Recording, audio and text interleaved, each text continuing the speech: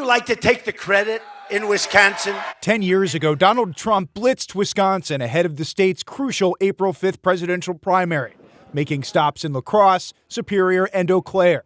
We love Wisconsin. At that point in April 2016, though, Trump was far from a sure bet to earn the Republican nomination.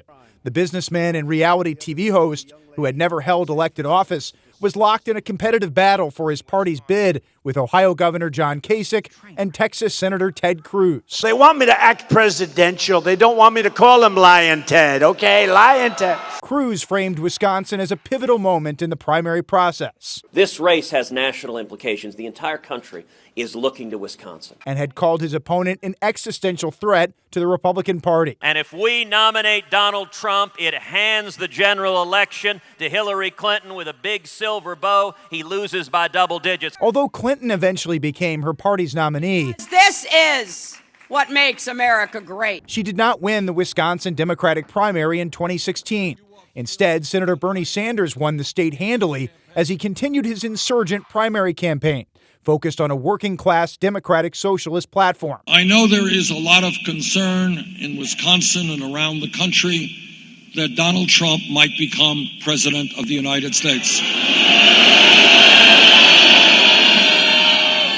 So let me reassure you, that will not happen. On the Republican side, Trump's populist message also drew huge crowds across the state of Wisconsin. I believe that he'll actually do what he says and he'll make changes in our country. Because of our trade policies, we need to get our jobs back so everybody's got a job. But Trump didn't take Wisconsin in 2016 either.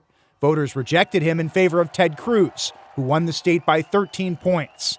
Tonight, Wisconsin has lit a candle guiding the way forward. It wouldn't last. After Wisconsin, Trump dominated Cruz the rest of the month in influential East Coast states like Pennsylvania and New York, stunning the party establishment with his critiques of NATO and free trade agreements, his promises to build a wall, and proposals to ban Muslim immigration. We will have the wall, and Mexico will pay for the wall. Because these politicians are all talk. We have to be extremely careful with radical Islamic terrorism. And we have to look at the Muslims. In April 2016, I had the chance to interview Trump prior to his campaign stop in Rochester, New York. Mr. Trump, you've called for a total and complete ban on Muslim immigration. We have a significant, not only Muslim population, but a population of immigrants from every country in Buffalo and in Western New York. What do you say to them? Well, I said I called for a temporary ban. You totally misphrased the question. Oh, a temporary total and complete ban. You didn't say that.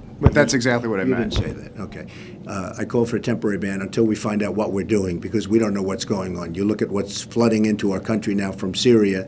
We have no idea where they're coming from. Trump wrapped up the Republican nomination throughout the spring and summer of 2016. I humbly and gratefully accept your nomination for the presidency of the United States. Heading into the general election, he was considered a heavy underdog to Clinton, including in swing states like Wisconsin, which hadn't voted for a Republican since Reagan. Trump is in trouble in Wisconsin. USA! That fall, though, Trump prioritized Wisconsin on the campaign trail, stopping in Eau Claire just days before the election. We are going to drain the swamp. Clinton, meanwhile, skipped Wisconsin entirely and lost the state by about 20,000 votes. Her failure to visit Wisconsin and other Midwestern Rust Belt states was considered one of the reasons that Donald Trump became president in 2016.